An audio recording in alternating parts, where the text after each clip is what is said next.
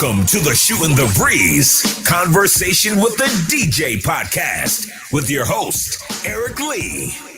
What's going on, folks? What's going on? Shooting the Breeze Conversations with the DJ. Yours truly, Eric Lee, in the house. And my man, Lorenzo Icy Thomas, couldn't be with me tonight because I'm going to let him explain what happened to him the next time he's on the show.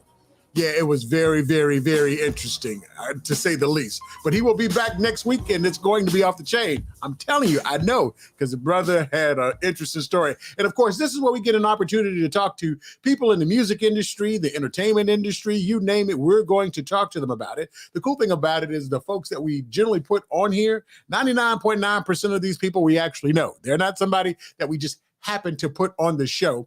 And tonight, I've got the opportunity to talk to a young lady that I've been knowing in the business for multiple years. We'll talk about the music industry. We'll talk about all kinds of cool stuff. We'll talk about some very, very serious stuff too at the same time. So without further ado, ladies and gentlemen, give it up for Miss Sherri Warren. What up, Sherri? Hey, thank you for having me. Man, I'm glad you got a chance to do this. I'm privileged, you know.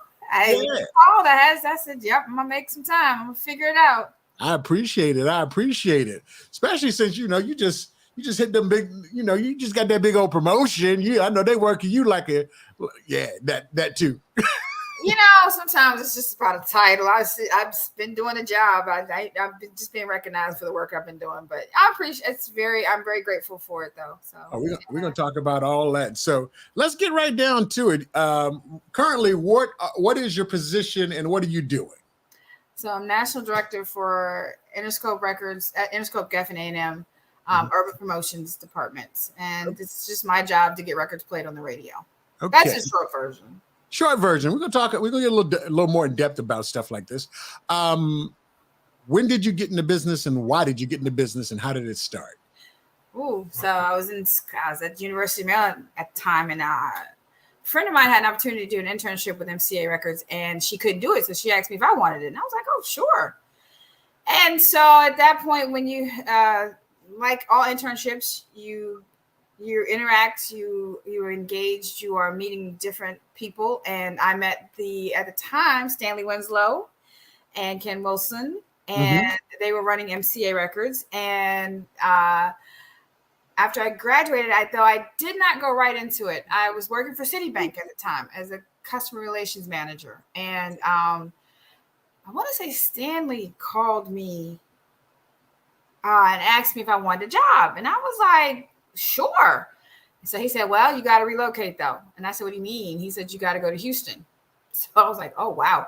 So the short version of that is I did a blind move to Houston, Texas, never been there, had no family there. And that's how I started. I was actually living in a hotel for like 30 days, got to find somewhere to live. And I worked the Southwest region until such time that they brought me back to do the Mid-Atlantic. And then I stayed with MCA up until 2000. And then I left to go to Columbia, where I was promoted to national director there at Columbia Records. And it was funny story. When I was working in the Southwest with the first job with MCA, I got an opportunity to meet Destiny's Child.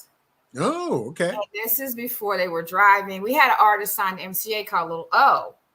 And so I had to go to this video shoot one night. I didn't know from a can of paint. They just told me I needed to go.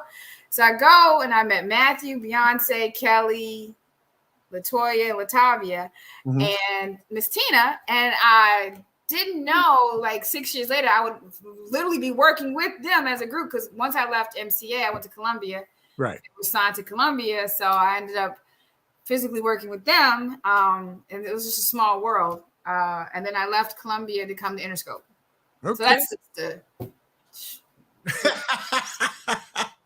Well, I mean, the thing about it is when did you come into the Mid-Atlantic? Because that's when I met you in the Mid-Atlantic. 97. That was with MCA. And that was post Bo? Yes. Okay. Actually, I took Bo's job. Yeah, I remember. Bo did the show a couple of months ago, so he's alumni of the show. So you got into the music industry, and you've been in it for a while. Mm-hmm. And we've been joking about this every time we put people on the air, especially folks that are seasoned vets. Hip hop just turned 50 years old. Mm-hmm. How do you feel about your contribution? Because you've been in the music industry for a while. How does it feel to be a part of the history that we've been talking about for the last 6 or 7 months now?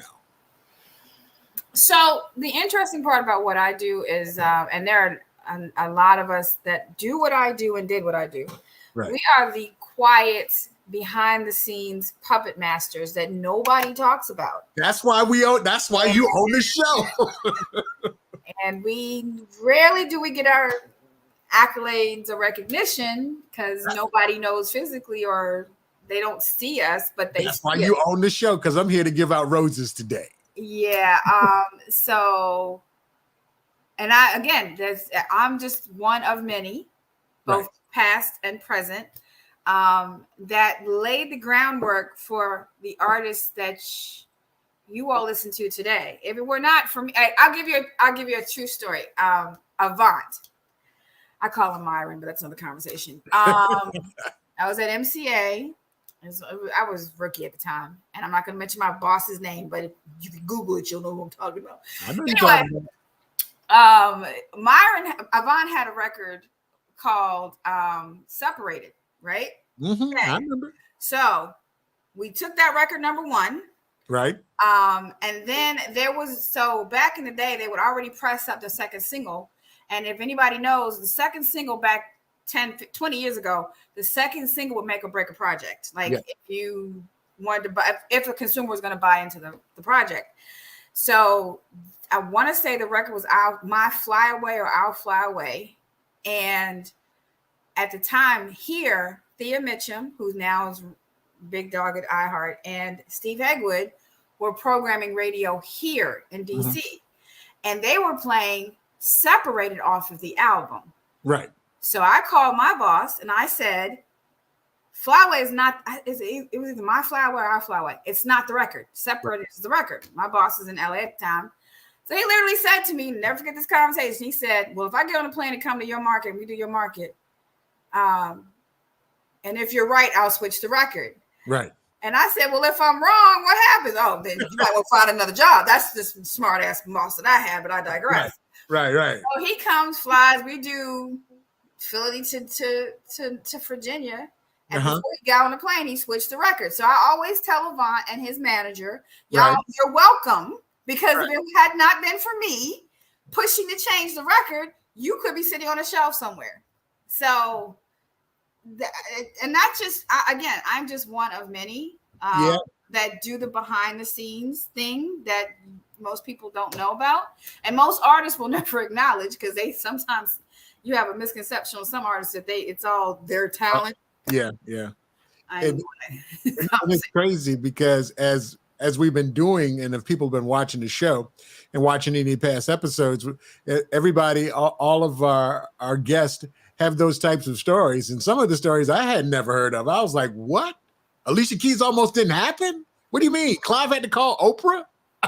I was like, not Alicia. The Lauryn Hill album wasn't going to happen because our people decided that they weren't feeling it because the folks that don't look like us said it wasn't hits. So they sat there and agreed with them. I've heard so many stories about what was going on in the room that so many people do not understand that there's some of their favorite artists almost didn't happen. Mm-hmm. Some of their favorite songs almost didn't happen for whatever the reason was. Mm-hmm. And so we got you guys to come here to tell the truth, the whole truth, and whatever you feel like you want to talk about. If you guys are checking us out on YouTube, make sure you hit the subscription button as well as the notification button, because we do this each and every week. We get a chance to talk to some folks in the industry. If you're on Facebook, make sure you hit the like button, Twitter, like all of that stuff, and make sure share the content, and feel free to hit us up with any comments that you want, any questions that you want to ask. We're going to be doing this for a couple of seconds or so right here. So let's talk about some of the most memorable moments in your career. What are some of the most memorable moments besides the fact that you kept Avant afloat? Yeah, you're welcome. And every time I see his manager, I'm like, "Yep, where's my check?" But that's another conversation. They just laugh at me at this point. I guess some of the most memorable moments for me was definitely working with Destiny's Child. I love them. All of them individually as well as collectively, even from the original to Michelle. I love just the way that they came through the industry and the door. Breaking a John Legend. I remember having John literally driving, I call him Johnny, on 64 West when Russ Parr had his road show doing the road, and we were staying at Courtyard Marriott. It's like people probably never think that John Legend stayed at the Courtyard Marriott, but yeah. So just the opportunity, like Jesse Powell, he was so sweet. Man, I was so sad when he yeah, passed away. Jesse was a sweetheart. There was one artist that got me put out of a studio, though. I'm not going to mention said artist's name, but I've never had been put out of a studio before until this particular artist, and I, to this day, have never been put out of a studio before. But he pissed the on-air personality off, and she just was like, "Get out." I was like, "Oh." Okay. Oh, so you were in the radio station studio. We're in, yes. The artist was on one, and the jock said, "Get out." So I had to, because he was being weird right at the time, and I was like, hip hop artist, R&B. We ain't got to call them out. Hip hop artist. They were smoking that weed. They were high. Well, it was no, because it was the morning time. Because back in the day when there used to be these rivals with the regional radio stations. If you did something for one station, you got to do it for the other. But you can't talk about what you did for the one station on the other station's air. Right. And people like me, we prep everybody before we do interviews. This is what you're supposed to say. This is what's going to happen. Da, da, da. And this particular artist decided to go into the studio, have an attitude, really didn't engage with the on-air person. And at this point, I'm looking at his manager like, okay, let me house you outside. So as soon as I step outside, I tell the manager, either you pull them together or I'm going to pull them out the studio, because this is like radio is theater of the mind. And your audience is in their head already developing a perception of what they see or they think they see, right? So if he's being dry and no personality, I'd rather just kill the interview. So no sooner had I walked back into the studio, because I told the manager, either you do it or I'm going to do it. But I'm going to let you, I'm trying to be nice, let you do your job, right? Right. So walk into the studio, next thing you know, all I saw was the levels drop and get the F out. I was like, wait. I just walked. Wait, what? So I looked at them. I looked at him. Get up. Let's go. So I took him out and put him into the production studio, which is right next to the main studio. And I went back in. I said, well, what happened? He brought up what he did for the other station. Oh, say less. So I went back inside and I basically explained, you're going to take you behind. I'm being very PG with my language. You're going to take you behind back in there. You're going to apologize, because at the end of the day, that's their world. We're invited into their world to partake and engage and have a great conversation. You're not going to be disrespectful to them and their world. It's not going to happen. So anyway, they go back in, apologize, and the next 45 minutes is probably one of the best interviews I have ever heard. Okay. But that was I had worked with likes of 50 Cent, 3 6 Mafia, Nas. Never had I been able to put on the studio before. Unit. Like, how do I get this person gets me put? Yeah, anyway, I digress.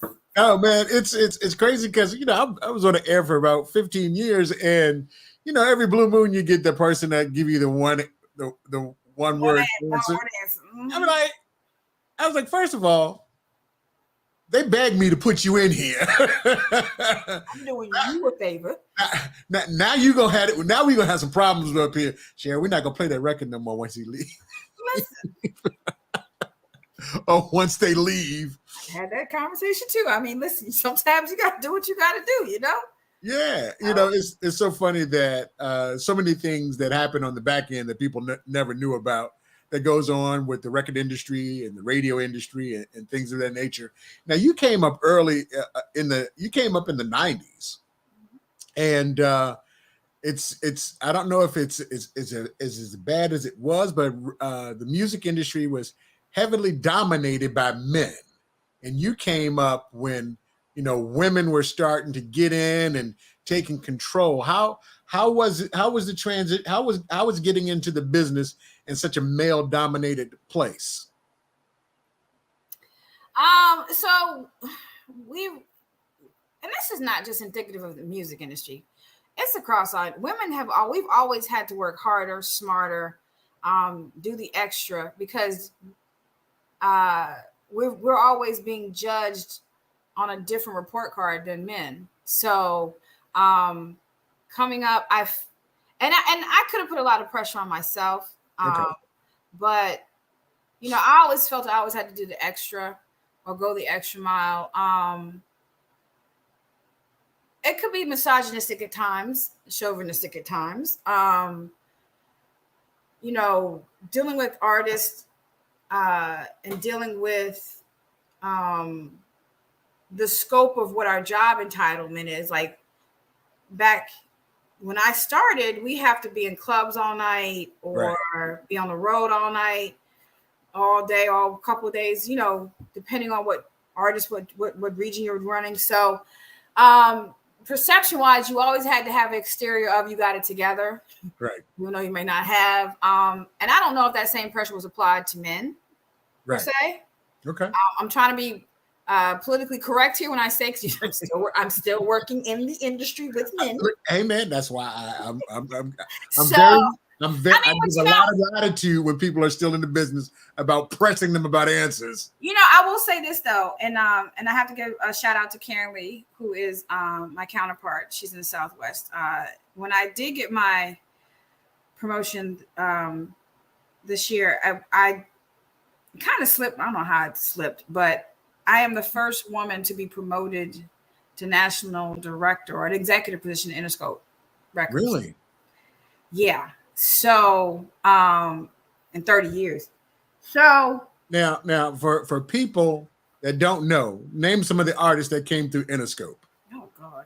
Mary J. Blige, 50 Cent, Soulja Boy, Rich the Kid, Keisha Cole, Robin. I love Robin Thicke, by the way. Robin Thicke, Kendrick, J. Cole, Dreamville, Ari Lennox is currently working. JID. The Baby is what we're working right now. Did Eminem come through there? Yes, him. Yes, Eminem. Yeah, but Eminem. So Eminem was pre me. Eminem was just the fact that you said that in 30 years there has not been a woman promoted to that executive position, and you have these artists like M and Pac and all of these folks that came through there, and everybody that you talked about, and they never had one woman. I mean, we had women at work in it, but we've never had an executive. And that's what I'm saying, at that position. Mm-hmm. Yeah. So I mean, I'm grateful that I got recognized. Right. It's something that I love to do. So the fact that to be acknowledged is a blessing, and I take nothing for granted. So, but yeah. Okay. It has its moments, going back to the whole because artists will try you because they think you're a woman because you're a woman. Oh, I can talk to her anyway or behave. Oh no, you cannot. Right. I am officially my unofficial title for most. Moneybag Yo and them. My unofficial title is auntie. It's fine. I'm gonna be your auntie because you're gonna know how to respect me because you ain't gotta like me. Because my whole motto is, and I get to this conversation sometimes with my family. The artists I work with, they're clients. They're not like, I'm not gonna go to their barbecue. They're not coming to my wedding. It's business. And at the end of the day, I would rather them respect me than like me. Okay. But that's across the board, period. I would rather you respect me than like me, because I think that's a whole level, that's different levels to what we do. Okay. And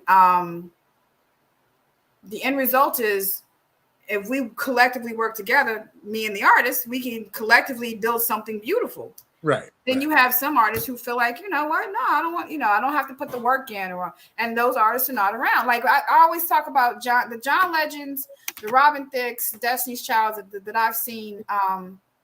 Even Nas, they put in the work. They hit the ground running. You know what I mean? And they respected the game. There's a lot of disrespect about the game and how people and their perception about how they think things happen.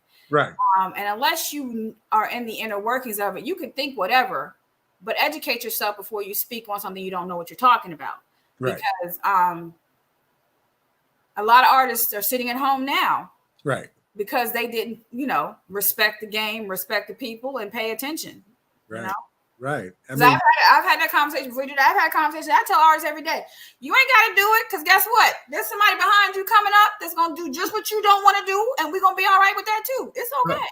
And the thing about it is you have experience, so you could actually say, remember them? They didn't do what I tell them to do. And where are they now? That's important. That's important. And the reason why I wanted to bring the fact up, that you've been in the business a minute, and as a woman coming up through the early 90s, and now there are a plethora, and I see your sisters all over the place. I had the pleasure of having June on the show a couple of weeks ago. Yeah. She was an intern. Yeah. Way back in the day. Monique. And so Danielle, who's on my left, or my right. If that's on your right. Yeah, on my right. Yeah. She still works for Republic, so she's been doing this for a minute. And then you have Takia. She's now working. She's in Atlanta, actually, working down there. And then you have Monique Davis. Mo went to school with me. We went to Virginia State together. Yeah, her mom was legacy. Sharon, her mom. This is my next move. I'm gonna try to get her and her mama on. Oh, that'd be dope. So we could do the legacy piece and get Damon and Danielle on, because they're brothers and sisters in the business. Yeah. And of course, I love their father, Alan, because I work with Alan for a long time. So to be able to have the legacy edition of the show, that's going to be fun. To have some folks to come in that's been on the show, that are on the show, that actually worked in the business. Because, the thing about it is, we do have fun in what we do. You know, it's crazy sometimes, but we do have fun in what we do. Yeah. If you guys are checking us out, feel free to drop a comment in the comment section. Make sure you hit the like button if you're on Facebook, as well as the thumbs up position in Facebook. Hit the notification button if you're on YouTube, as well as subscribe and hit the notification button. I got my girl Sherri Warren in the place. Worked with Sherri years ago when I was up in Richmond, Virginia, doing a little radio up there. And we're sitting here talking about life's in time in the industry. Sherri is still in the industry. One of them big wigs over in the 25 years old. What the hell? Like, you keep making me sound like I'm old. I'm ain't but 25. I mean 26. I thought it was 26. I know. Well, this year. I mean, I might remember. And in August I'll be 26. Absolutely. Yeah. And I gotta ask you about this picture here. Wow. So now that picture's funny, because I remember working with him too. And I think, why do I feel like I was at Columbia? Because X was signed to Columbia. Oh my God, you're talking about. He was signed to Columbia? I thought he was signed to what was it, Rough Riders? Is that Columbia? I think that was Columbia. I think they had a partnership deal. And I want to say, God rest his soul. He was one of those artists we would hate to go on the road with, because you just don't never know what you're gonna get. He literally went into one radio station and took permanent marker and wrote all over the walls when he got there. I interviewed. But he was a sweetheart though. Like, he was genuinely really nice. Just he was so That's right. He was with Def Jam, because they were distributed through Columbia. Universal. Okay. So no, we had an X story. He was supposed to be performing in the club, and we're trying to get him to interview. He wouldn't talk to nobody. And at the time, Thomas Lytle was out on the road with him. And Tom did the show. He was one of the first guys that did the show.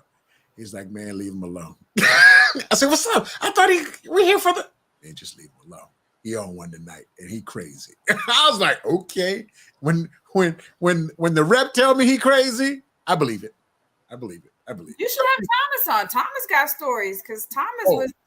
Oh yeah, he talked. Thomas told stories when he was on the show. Oh, he done. Yeah, Thomas. Yeah, Thomas was Mr. Def Jam when Def Jam was Def Jamming. So. Yeah, he had them all. Red Man, Method Man, Public Enemy, EPMD. He told some stories. He was like, man. They had and then Def Jam actually had an R&B label. Yeah, because they had Allison R&B Williams label on it. I remember Allison Williams was on that label, and a couple other folks that. Johnny Walker, wasn't it Johnny Walker who ran that? Yeah, hey, Johnny Walker. Johnny Walker. Yeah, man. So and of course to my very left right now is my program director here in Atlanta, Reggie. Reginald. I remember Reggie when Reggie was at PGC, and he was a producer for Donnie Simpson. Right? Okay. Yeah, he was. Then he went to be a program director, and then he moved to Atlanta. So yeah. Yeah, I give him hell every day at work. So yeah. Speaking of some more folks that I work with here in Atlanta that you got a relationship with.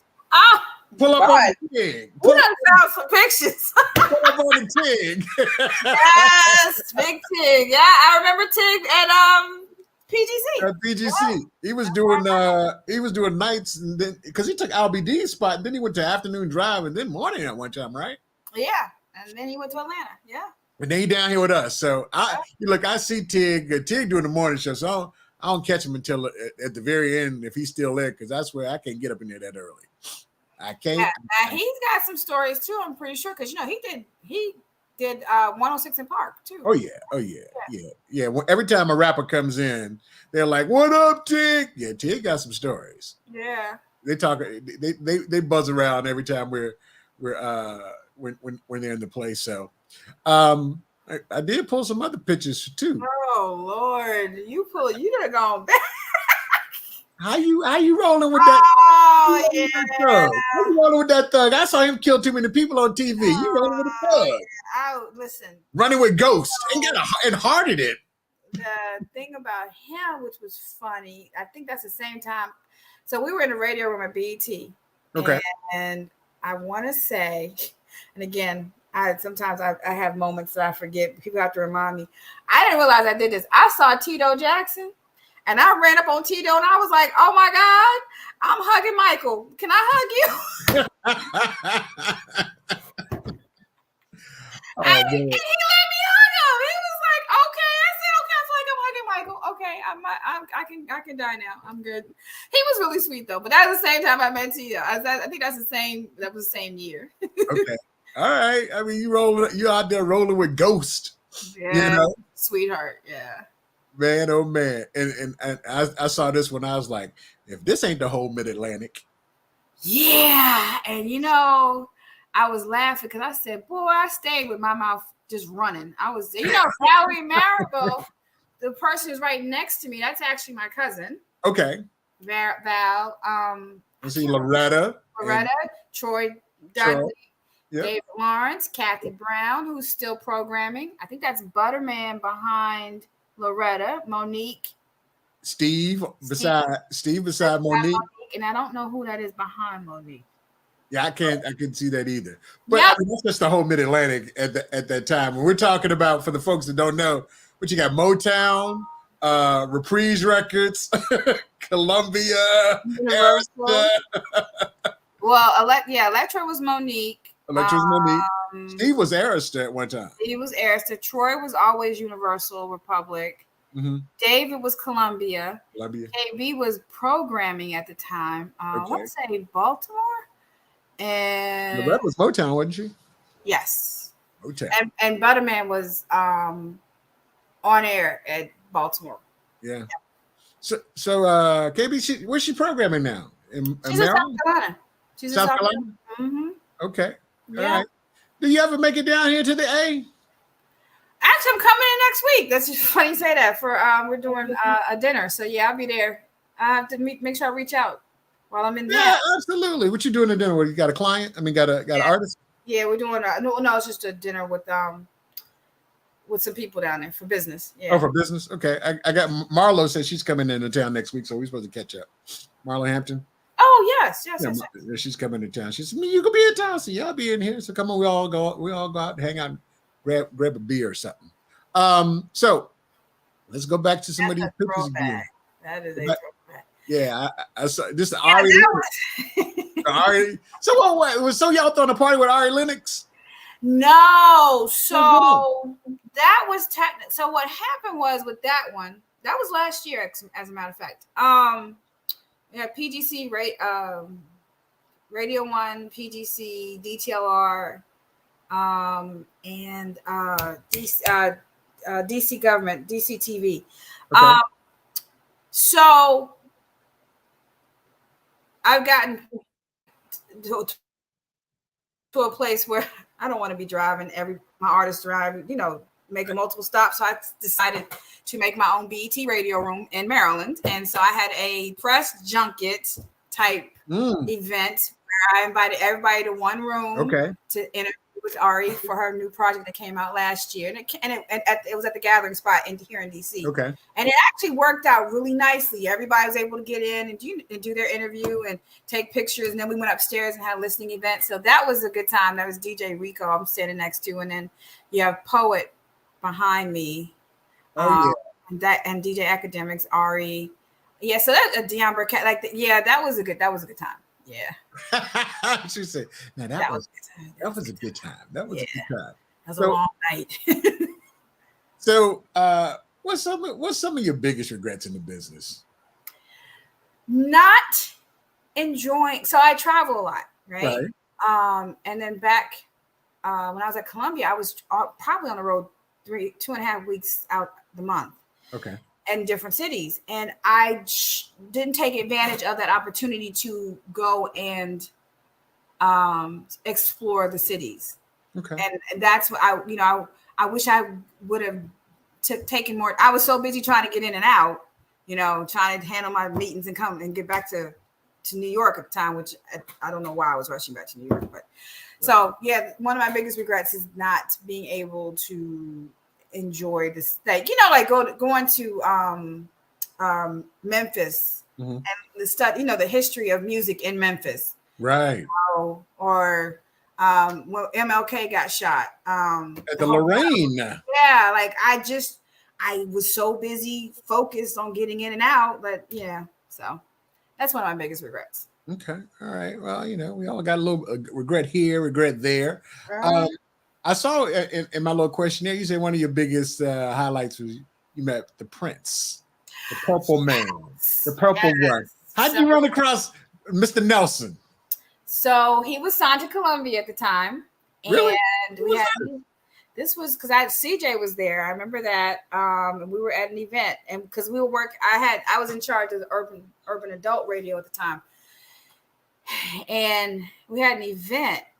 And he was so nice. And my pride would not let me take out my phone and take a picture. I just said, which I'm mad because he literally was like engaged and talking and asking questions and stuff. I'm like, damn, I should have took a picture. But that's one of my other regrets. Like Valerie Marable, who I was telling you was in the other picture, she's always telling me to take pictures. You need to take pictures. And I just never do because when I'm with an artist, I'm focused. I'm working. I don't think about taking a picture with them. So yeah, but Prince and I have a picture with Beyonce. I just gotta find it. I don't know what I did with that one. And Michelle and Kelly. Okay. I got pictures, but yeah, that would be another one, taking more pictures. But Prince was I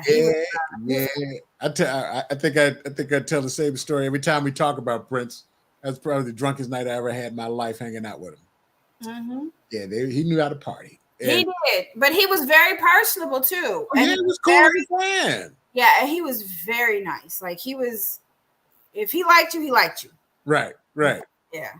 Right. You're talking about one of the biggest icons in the business, and the fact that, we be able to share the same space in the same industry, and it's just all good.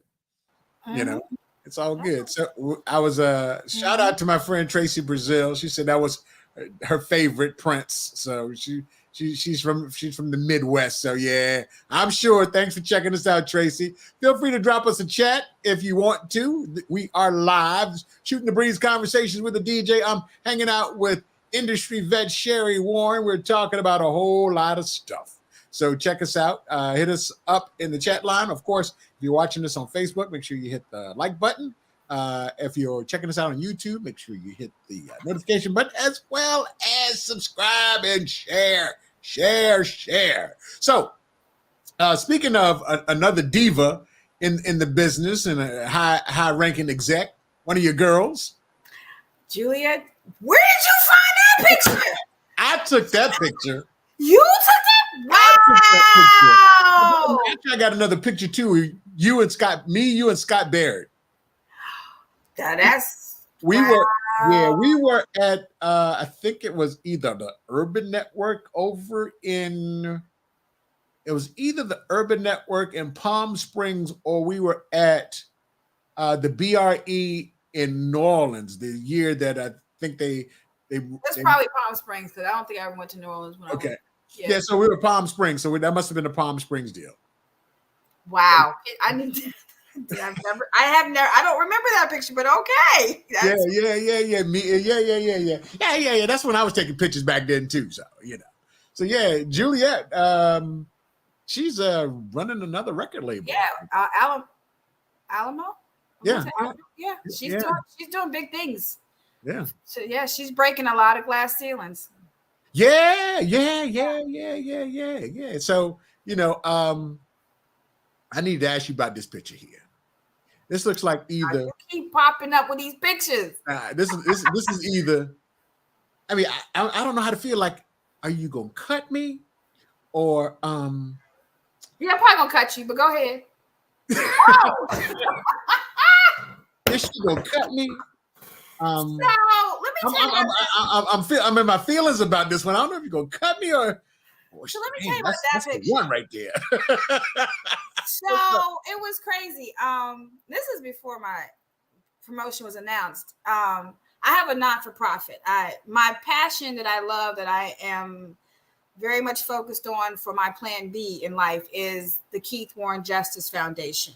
We're going to talk about that. Yeah, that's in my brother's name, but it's all about helping others navigate the judicial system. Right. So I had kept on my what do you call it list? If you have a to-do list, bucket? A bucket list. Yeah, I was like, I've never had a headshot done. Okay. Right. So last year I was like, you know what? We're gonna get a headshot. Was that this year? I think that was this year. I said, I'm gonna get a headshot. And so it was weird because the way that picture came out, nobody would believe the story if I tell you. But that's why we're listening. So I called the photographer and scheduled him the same day I was scheduled my makeup to get done, right? Professional makeup, right? And hair. So I get my makeup done. I'm here at my house waiting for the photographer. And so I text him like, hey, because he was like 15, is not like him, because he's done family photos for my family before. So I'm like, why isn't he here? And he says to me, because I'm scheduled for tomorrow. I was like, oh shit, seriously? Damn. So he was like, you know what though? I could be there in 15 minutes. But it's not gonna be a whole setup. I said, I don't care. I'm not about to wash this off and not get something out of it. So he shows up. We literally 20 minutes for them pictures. That's it. 20 minutes. 20 minutes. I was like, listen, I was laughing because I said, if everybody knew the backstory behind those pictures, because it was done in my living room, right, in 20 minutes, and with his camera and a handheld light. That's it. Oh yeah, I saw that picture. I said she looked like she about to cut somebody. Yeah, I get mob. Mob ties or mob. Oh yeah, I got Imelda Marcos on this baby. Yeah, Doug Daniels called me clowning. I was like, oh my god, Doug, get off my line. Get off. My line. If you were taking this picture beside Ghost, I was like, yeah, they. Yeah, so that was my head. That's my headshot. Because going back to the foundation, I did some stuff here locally in Maryland to help pass a bill to help families in their time of need in relation to the death of their loved one. And so people kept asking me for interviews on that front. And I was like, I need to get taking a selfie is just not, it's just not a good look all the time. Click, right.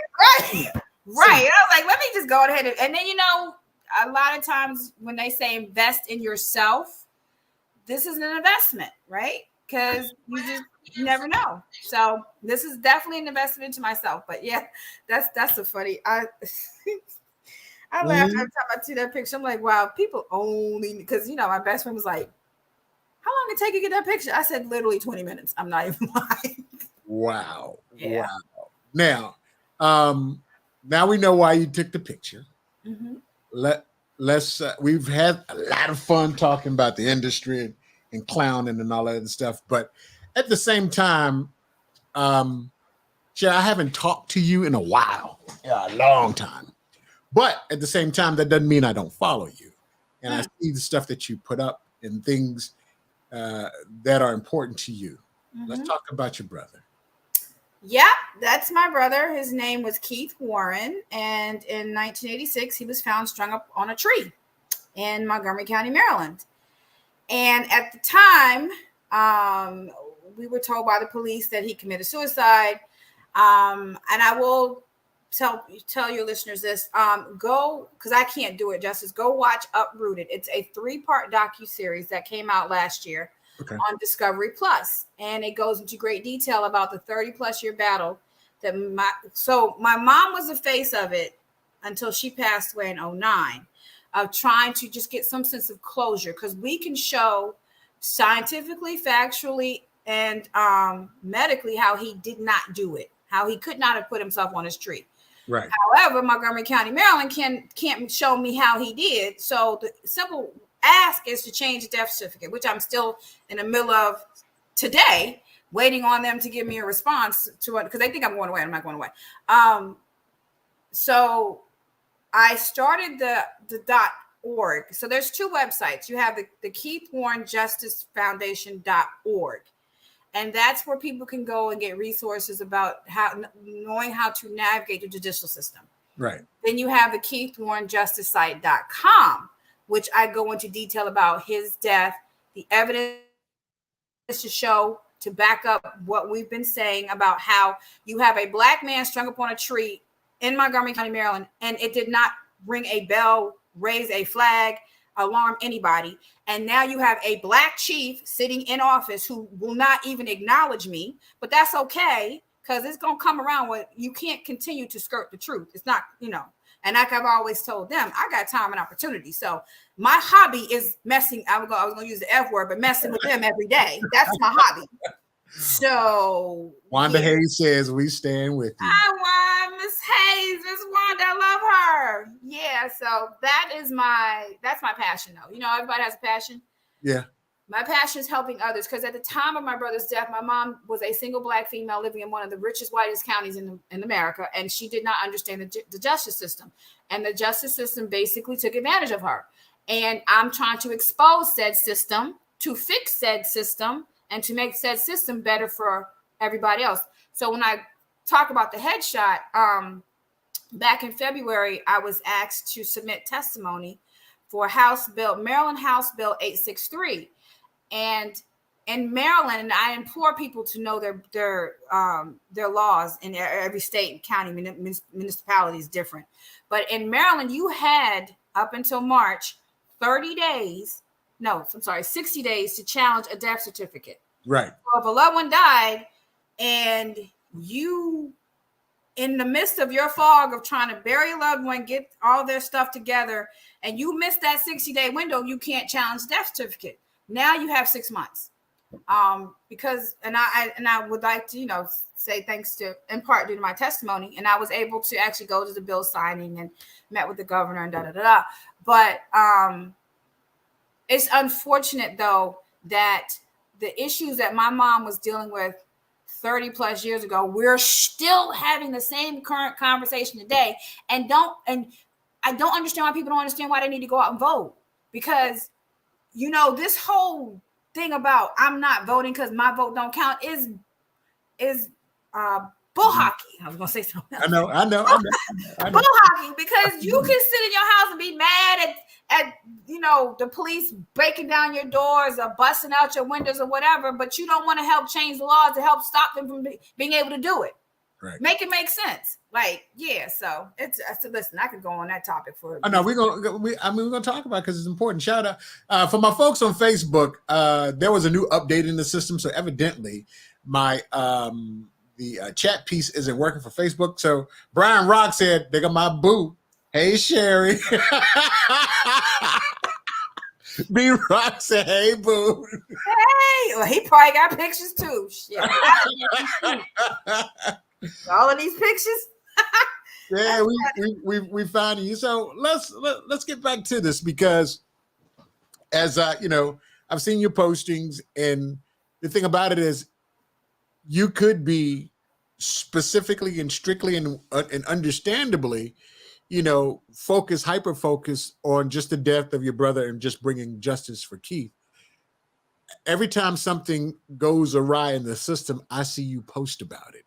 I see you make mention of it, highlight some of the brothers and sisters that have lost their lives to the police, the differences between the justice systems for white folks that have died in manners where they put out a whole dragnet to find out how in the world did they die, and for a black person who died, and I see that you it's not just about your brother. You're specifically, you're attacking the justice system or the injustice system as it stands.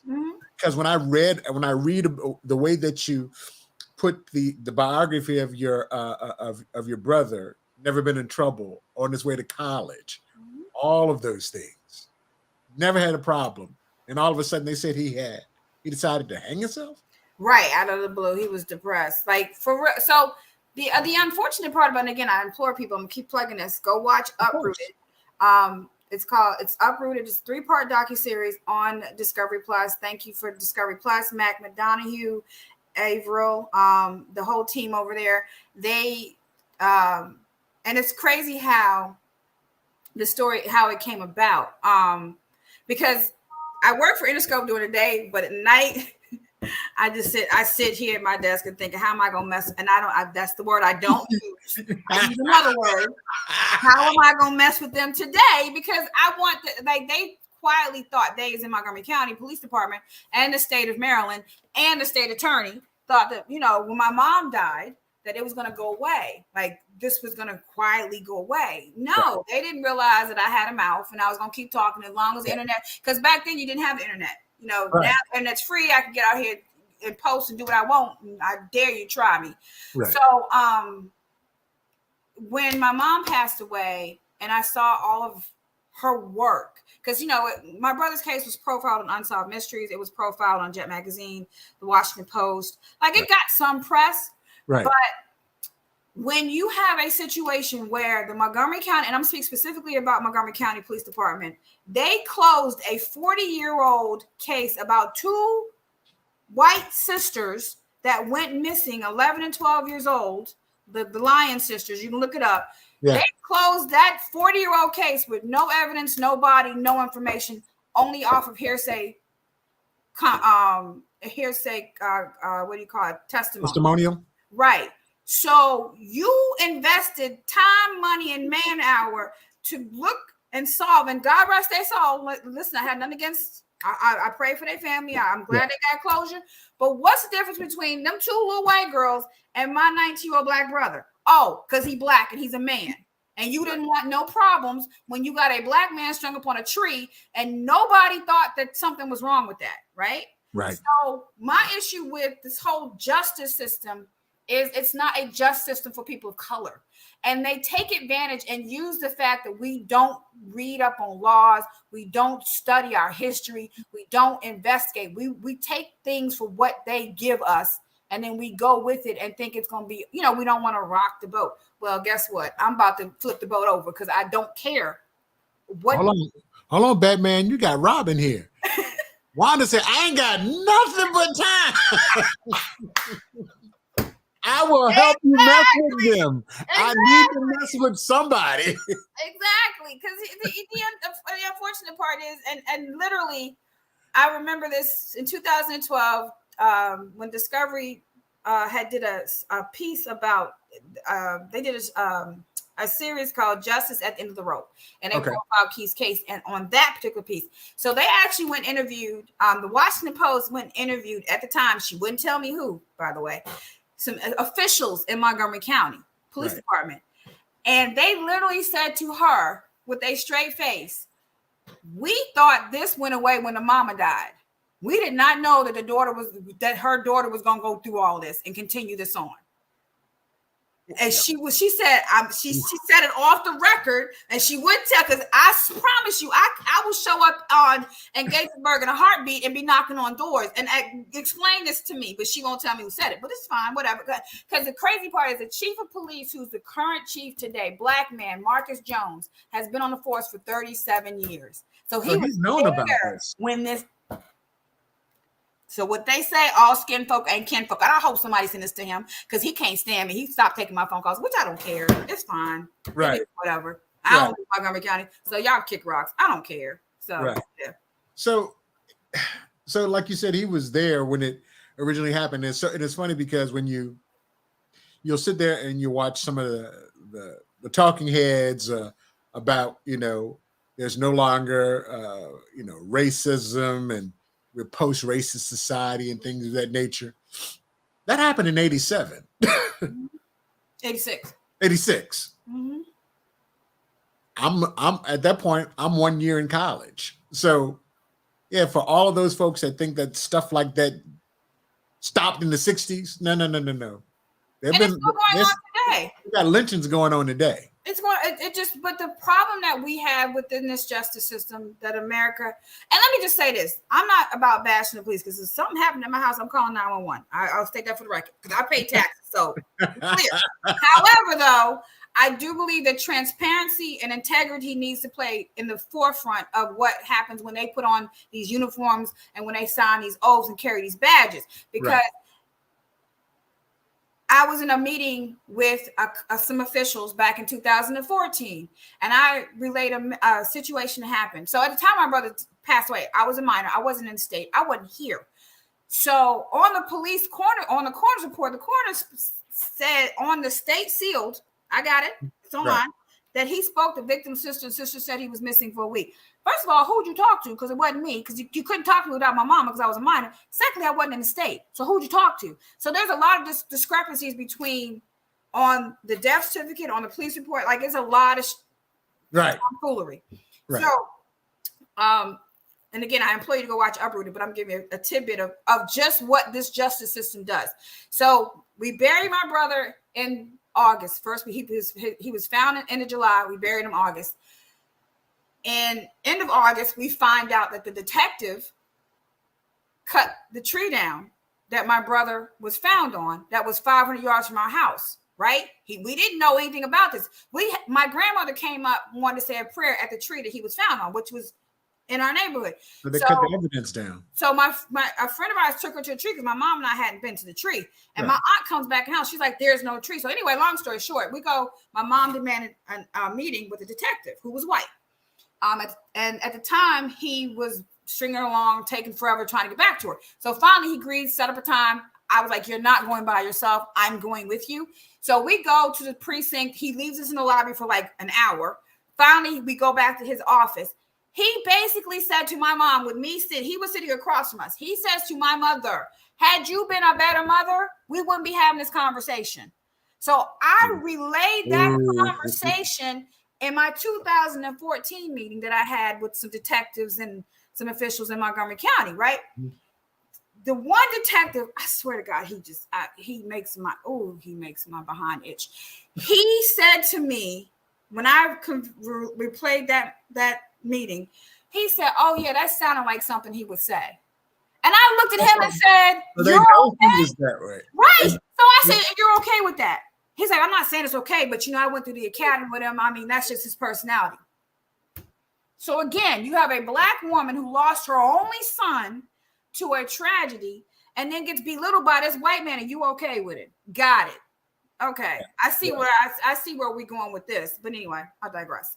I'm just pointing that out because that's just part of the discrepancy. His clothing was changed. They destroyed evidence. Like, he cuts the tree down and then the tree is destroyed in a warehouse fire. His body goes they find his body at 1:30 in the afternoon and send it straight to the funeral home of the choice of the detective. Now, In Maryland, I didn't ask under the FOIA, which is the Freedom of Information Act, MPIA, Maryland Public Information Act. I want to see a copy of the police manual that said that in 1986, police detectives had the authority to send bodies directly to funeral homes. Because my brother could have been Jewish, Muslim, you never know, right? He should go to a morgue. Yeah, they told me that, and I got this in writing, that there is not one electronic and or hard copy of the police manual / procedure handbook from 1986. When they update them, they destroy them. gotta hide the evidence, baby. Listen, that's just the tip of the iceberg. When I tell you so much corruption, because I don't think my brother was an isolated case. I think that there were other mysterious deaths of Black, non-white people in Montgomery County, and my brother is the Pandora's box, and I'm opening it up. So there's that. Well, I know you're going to continue to sing the song until the resurrection, and he comes back. Amen. It's like we be like this. Hey man, she rode for you all the way. I believe he's protecting me because there's been situations I should not have survived. Absolutely, I believe that's my guardian angel over there. So trust him and my mama working hard to keep me alive. So, it's a balancing act. Man, oh man, oh man. So no, a lot of times we talk about all the fun and fluff stuff about the music industry, but I know that this is your thing, based on the fact that I follow you and I see your postings and things of that nature. That this ain't something that you're just running with. This is something that's dear to your heart, and it's not just for your brother Keith. That for anybody that has lost their family member to something like this, and you have a police department that's not doing what we think they should be doing, based on the fact that they're for to protect and that serve part that we need to ask you questions, serve us, help us. So I wanted to talk about that. Let me leave you with this other tidbit. On the docuseries, I have on camera former state's attorney, former Attorney General of Maryland, Doug Gansler, on camera, I put it online, by the way, too, stating that this case needs to be reclassified. You have the person who used to run the state law enforcement agency on camera saying, now he didn't do right when he was in office. Be clear. He came because it's conscious. But he finally came around, though. He finally decided to join the party. He thinks it should be looked at as a homicide. He said he at least change it to the minimum undetermined. And that's why I'm just asking to meet me halfway. That's it. Okay. So. That's what's up. She said, meet me halfway. Yeah. So, all right. So at the end of the day, you're still in the music industry. What plans do you have next? What's next for Sherri? Well, I'm going to continue to do this job until they don't want me. You got a Robin to your Batman, so we've already put that out there. So we know you go F with the you go NWA F with the police. That is with an attitude. You gonna be an SWA. Listen. There's been many a times I should have been in jail. Thank you, Jesus. But now, I love what I do. I love breaking new artists. I love the experience. I love the exposure. I love working for Interscope. I love my job. I love the people I work with. We got a great team. We are a lot of what do you call it? Chemistry there. There's another word I can't find it right now. But so I, until the wheels fall off, and then my backup plan is the foundation. Because at the end of that, I get a high from helping people. So right. Well, I mean, when you're in service of folks, there is what they say, it's better to give than to receive, and you see it, you feel it. And to help somebody to get through tough times, because you understand, you really actually understand what it takes to get through tough times. And when people are in a foreign situation, sometimes it's hard for them to deal with it. And to have somebody that says, you know what, I've been there before and I understand, and this is what we can do to try to help you out. It will never be the same, but this is what we did. Well, So, and the good thing about it with the foundation, I'm doing it now. I've actually helped other families now. I've had people reach out to me. What do you suggest? And I give them what my experience is and how they should move forward, not to be in my situation 30 years from now, because had some missteps happen when, but my mom didn't know the system and took advantage of her. So, yeah. Any advice to the young folks trying to get in the music industry? So people that I mentor, I always tell people there are keys to success, which are you need to learn how to read a room, read energy. You got to show up and be seen and have a plan. Right. And understand sometimes the way you think that direct line is to where you want to go, you might have to make a detour, come back around, and then show back up.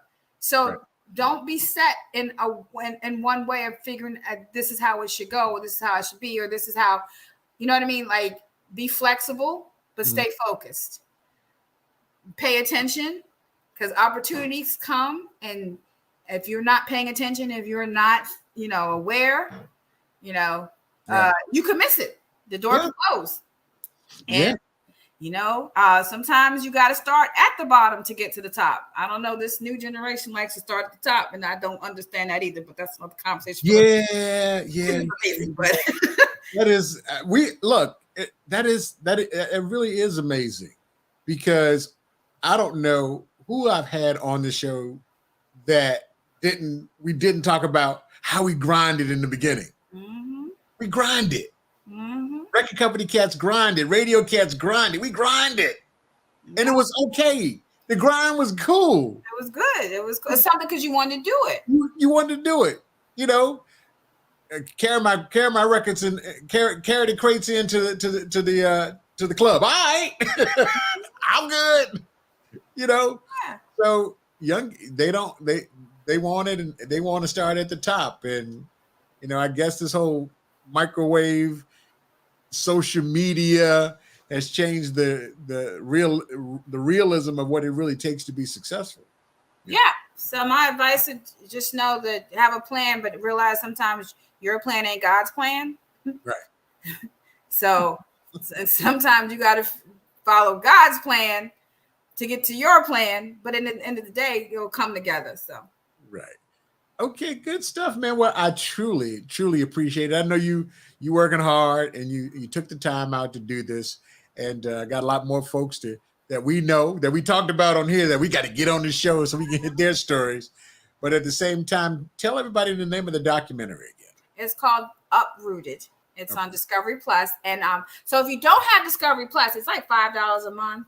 But you can download it for free for 7 days and binge watch it. They hate when I say that part. But you can binge watch the 3 and then, whatever. But in Discovery Plus, let me tell you, I love it because it got all my channels, TLC, all of them. But, and then if you feel the need, shoot me an email. Shoot me a note of what you think about it. Because, trust me, you can find me online. It's not that hard.